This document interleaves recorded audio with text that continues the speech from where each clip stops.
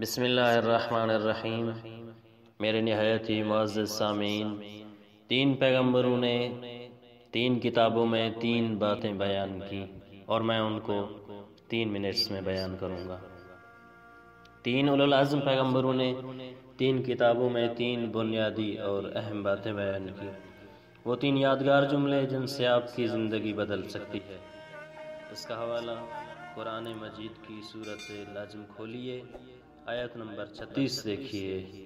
ام لم ینبأ بما فی صحف موسیٰ، میرا حبیب چاہتے ہو کہ تمہیں بتاؤں حضرت موسیٰ کے صحیفے میں کیا آیا ہے؟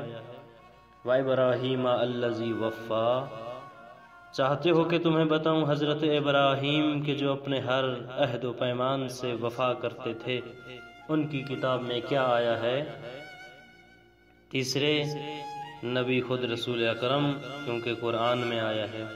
پس حضرت موسیٰ علیہ السلام، حضرت ابراہیم خلیل اللہ اور رسول اکرم، 3 پیغمبروں نے 3 کتابوں میں صحف موسیٰ، صحف ابراہیم اور قرآن میں 3 جملے ارشاد فرمائے۔ وہ 3 باتیں، وہ 3 نکات کیا ہیں؟ فارسی کا مقولہ ہے کہ در خانے اگر کسس، یک حرف بسس، اگر گھر میں کوئی موجود ہے تو اس کے لیے ایک بات بھی کافی ہے۔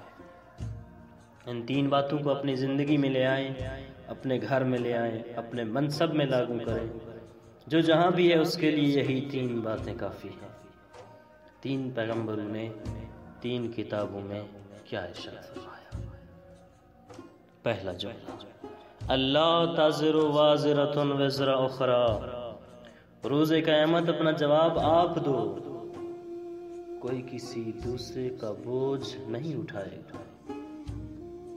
ایک دوسرے کی گردن پر نہ ڈالیں، میرا وزن، میرا گناہ ہی ہے، آپ کا بوجھ، آپ کا گناہ، آپ کا بوجھ ہی ہے۔